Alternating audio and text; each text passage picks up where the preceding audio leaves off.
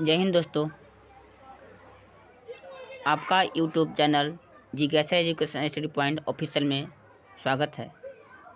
साथियों, बिहार बोर्ड कक्षा 10वीं की बोर्ड एग्ज़ाम आने वाली है। उसी के ध्यान में रखकर ऑब्जेक्टिव प्रश्न उत्तर का मैं कंटेंट लेकर उपस्थित हुआ हूँ। साथियों, आप देख रहे हैं इसमें कुल 35 क्वेश्चन हैं जो परीक्षा के पॉइंट ऑफ व्यू से बहुत उपयोगी हैं। मुझे आशा है आप इसे देखेंगे तो आपको परीक्षा में बहुत ही सहायक साबित होगा। साथियों, प्रश्न उत्तर करने से पहले मैं कुछ उपयोगी तथ्य पर आपको प्रकाश दिलाता हूँ जो यहीं से प्रश्न बनने की संभावना रहती है। साथियों, कविता का नाम है लौट कर आऊँगा फिर, जैसा कि आप देख रहे हैं। इनके कवि है जीवनानंद दास। साथियों, कवि परिचय। बांग्ला के सर्वाधिक सम्मानित एवं चर्चित कवियों में से एक जीवनानंद दास का जन्म 1899 ईस्वी में हुआ था। रविन्द्रनाथ के बाद बांग्ला साहित्य में आधुनिक काव्य आंदोलन को जिन लोगों ने योग्य नेतृत्व प्रदान किया था, उनमें सबसे अधिक प्रभावशाली और मौलिक कवि जीवनानंद दास ही हैं। इन कवियों के सामने सबसे बड़ी चुनौती के रूप में था रविन्द्रनाथ का स्वच्छंदतावादी काव्य। साथियों, उन्होंने बांग्ला के जीवन में रच बस कर उसकी जड़ों को पहचाना और उसे अपनी कविता में स्वर दिया। सिर्फ 55 साल की उम्र में जीवनानंद दास का निधन एक मर्माहत दुर्घटना में हुआ। अतः इनका निधन सन 1954 में हुआ। तब तक उनके सिर्फ 6 काव्य संकलन प्रकाशित हुए थे। झरा पालक, धूसर पांडुलिपि, वनलता सेन, महापृथ्वी, सातटी तरार तिमिर और जीवनानंद दासेर श्रेष्ठ कविता, ये 6 काव्य संकलन ही प्रकाशित हुए थे इनके मृत्यु के समय। उनके अन्य काव्य संकलन रूपसी बांग्ला, बेला बेला कालबेला, मन विहंगम और आलोक पृथ्वी निधन के बाद प्रकाशित हुए।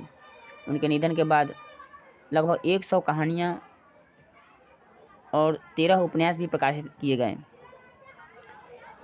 वनलता सेन काव्य संग्रह की वनलता सेन शीर्षक कविता से को प्रबुद्ध आलोचकों द्वारा द्विवेदोत्तर युग की श्रेष्ठतम प्रेम कविता की संज्ञा दी गई।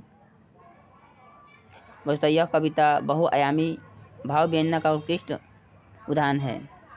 निखिल बंग रविन्द्र साहित्य सम्मेलन के द्वारा वनलता सेन को 1952 में श्रेष्ठ काव्य संग्रह का पुरस्कार दिया गया। साथियों, प्रश्न पूछता है कि जीवनानंद दास को कब किस काव्य संग्रह के लिए श्रेष्ठ काव्य संग्रह ग्रंथ का पुरस्कार दिया गया था। सही जवाब है वनलता सेन। साथियों, यहाँ समकालीन हिंदी कवि प्रयाग शुक्ल द्वारा भाषांतरित जीवनानंद दास की कविता प्रस्तुत है, अर्थात बांग्ला से हिंदी में उन्होंने अनुवाद किए हुए हैं। तो प्रश्न पूछता है कि किसने अनुवाद किया था प्रयाग शुक्ल। साथियों, आप कविता देख पा रहे हैं। आप अपने बुक में जरूर कविता देख लेंगे या वीडियो के माध्यम से देख लीजिए। कविता के में से डायरेक्ट प्रश्न आ जाती है कि प्रस्तुत पंक्ति किस कविता से ली गई है, प्रस्तुत पंक्ति के कवि कौन है। साथियों, आप देख पा रहे हैं शब्द निधि भी प्रश्न में आज के समय में प्रश्न में खूब बन रही है प्रश्न के रूप में कि प्रमुख शब्द का अर्थ क्या है, अर्थात शब्दार्थ पूछे जाते हैं। देख लेंगे आप। अगला प्रश्न अब तो हम करते हैं। पहला प्रश्न है, लौट कर आऊँगा फिर कविता में कवि एक बार फिर कहाँ आने की लालसा व्यक्त करता है। इसका सही जवाब है ऑप्शन नंबर बी, जन्मभूमि महाराष्ट्र।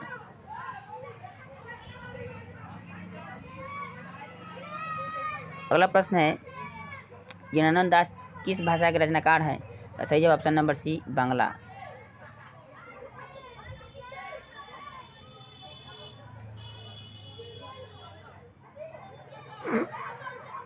अगला प्रश्न है जनार्दन दास थे, इसका सही जवाब ऑप्शन नंबर बी यथार्थवादी।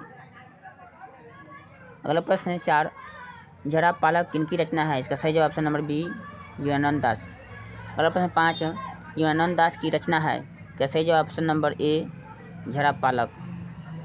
अगला प्रश्न है 6 नंबर जनार्दन दास के निधनों उपरांत लगभग कितनी कहानियाँ प्रकाशित हुई, इसका सही जवाब ऑप्शन नंबर ए 100। अगला प्रश्न 7 लौट कर आऊँगा फिर कविता को हिंदी में रूपांतरण किसने किया, इसका सही जवाब ऑप्शन नंबर बी प्रयाग शुक्ल। अगला प्रश्न है 8 नंबर लौट कर आऊँगा फिर कविता में किस फसल के खेत की चर्चा की गई है, इसका सही जवाब ऑप्शन नंबर सी धान की। अगला प्रश्न है 9 नंबर कवि किसके पालने की बात करता है, इसका सही जवाब ऑप्शन नंबर सी कोहरे के।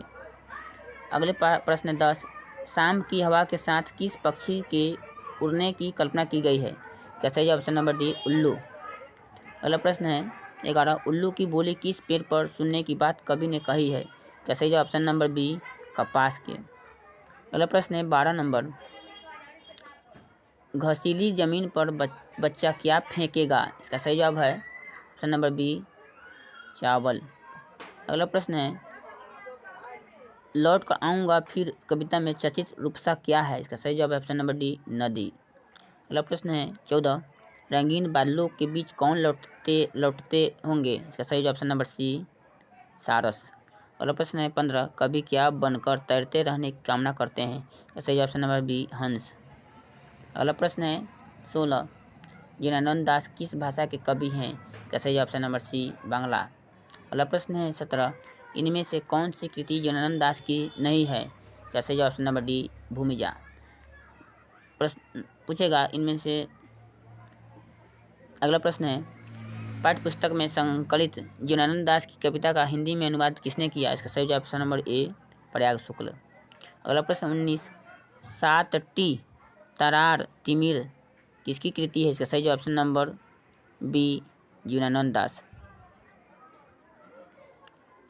अगला प्रश्न है 20 लौटकर आऊँगा फिर शीर्षक कविता में उल्लू कहाँ बोलता है, इसका सही जवाब ऑप्शन नंबर बी कपास के पेड़ पर। अगला प्रश्न है 21 जनार्दन दास का जन्म कब हुआ था, इसका सही जवाब ऑप्शन नंबर सी 1899। अगला प्रश्न है 22 लौट कर आऊँगा फिर कविता है, इसका सही जवाब है ऑप्शन नंबर ए राष्ट्रीय चेतना की। अगला प्रश्न 23 जनार्दन दास हैं, इसका सही जवाब है ऑप्शन नंबर डी साहित्यकार। अगला प्रश्न है कवि मृत्यु उपरांत कहाँ आने की लालसा रखता है, इसका सही जवाब ऑप्शन नंबर ए मातृभूमि बंगाल।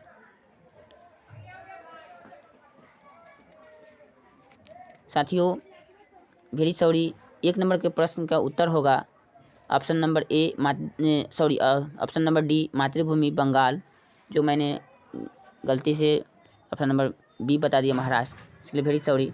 1 नंबर प्रश्न है फिर से मैं पढ़ के बता लौट कर आऊँगा फिर कविता में कवि एक बार फिर कहाँ आने की लालसा रखते हैं, ऐसा ही ऑप्शन नंबर डी मातृभूमि बंगाल। 1 नंबर का उत्तर साथियों बंगाल होगा डी मातृभूमि बंगाल। अगला प्रश्न है 24 नंबर किसने जनार्दन दास की बहुप्रशंसित और प्रसिद्ध कविता का हिंदी में अनुवाद किया, इसका सही जवाब ऑप्शन नंबर बी प्रयाग शुक्ल। अगला प्रश्न 26 जनार्दन दास को जाना जाता है, इसका सही जवाब ऑप्शन नंबर ए बंगला के आधुनिक कवि के रूप में। अगला प्रश्न है 27 कवि किसके आमंत्रण पर आने की बात करता है, इसका सही जवाब है ऑप्शन नंबर सी नदियों और मैदानों के। अगला प्रश्न है 28 कवि अगले जन्म में क्या क्या बनने की संभावना व्यक्त करता है, इसका सही जवाब ऑप्शन नंबर बी कौवा हंस उल्लू सारस। अगला प्रश्न है ये प्रश्न बहुत उपयोगी साथियों 28 नंबर। अगला प्रश्न है 29 कवि किसके बीच अंधेरे में होने की बात करता है, इसका सही जवाब ऑप्शन नंबर डी सारस। अगला प्रश्न है 33 रूपसा क्या है? इसका सही जवाब ऑप्शन नंबर ए बंगाल की नदी। साथियों अगला प्रश्न 31 ज्ञानानंद दास का काव्य संकलन है? इसका सही जवाब है ऑप्शन नंबर डी इनमें सभी। ऑप्शन नंबर डी इनमें सभी, महापृथ्वी, झड़ापालक, मन विहंगम। अगला प्रश्न है 32 नंबर ज्ञानानंद दास की श्रेष्ठ प्रेम कविता है? इसका सही जवाब ऑप्शन नंबर ए वनलता सेन। अगला प्रश्न है 33 वनलता सेन काव्य संकलन के लिए ज्ञानानंद दास को कब श्रेष्ठ काव्य संग्रह ग्रंथ पुरस्कार से पुरस्कृत किया गया? इसका सही जवाब ऑप्शन नंबर बी 1952 मृत्यु उपरांत। अगला प्रश्न है 34 लड़के की नाव कैसी है? इसका सही जवाब है ऑप्शन नंबर सी पुरानी। अगला प्रश्न है 35 ज्ञानानंद दास की निधन कब हुआ था? इसका सही जवाब ऑप्शन नंबर डी 1954 में। साथियों इसमें कुल 35 प्रश्न हैं जो परीक्षा के पॉइंट से बहुत उपयोगी है। साथियों मैंने इस प्रश्न नंबर 1 को आप देख पा रहे हैं, इसका सही जवाब ऑप्शन नंबर डी होगा मातृभूमि बंगाल, जो मैंने शुरुआत में बी कह दिया, इसके लिए भेड़ी सॉरी। साथियों इसका सही जवाब मातृभूमि, इसका ऑप्शन नंबर डी होगा मातृभूमि बंगाल। लड़काऊंगा फिर कविता में कभी एक बार फिर कहाँ आने के लिए सभ्य करते हैं तो मातृभूमि बंगाल में। साथियों इनमें कुल 35 प्रश्न हैं जो परीक्षा के पॉइंट ऑफ व्यू बहुत उपयोगी है। मुझे ऐसा है आप देखेंगे तो आपको बहुत ही उपयोगी सिद्ध होगा और आपके मेहनत में 4 चांद लगा देगी आपके परीक्षा के मार्क्स में, तो 4 नंबर बढ़ाने में यह वीडियो सिद्ध होगी, कागज सिद्ध होगी। साथियों मैं आपको बता दूं कि मैं कक्षा 10 का सभी सब्जेक्ट का वीडियो इसी तरह से अपलोड कर दूंगा परीक्षा आने से 2-4-5 रोज पहले। साथियों मैं 12 का भी आर्ट्स और इंग्लिश सब्जेक्ट का वीडियो मैं इस पर डालने की कोशिश करूँगा। मुझे आशा है कि आप ज़रूर देखेंगे, अपने परिवार के सदस्य को भी बताएंगे। जिज्ञासा एजुकेशन एसटी ऑफिशियल चैनल है जो परीक्षा के पॉइंट ऑफ व्यू से प्रश्न लेकर आती है। धन्यवाद। आप देखना ना भूलें जिज्ञासा एजुकेशन स्टडी पॉइंट ऑफिशियल।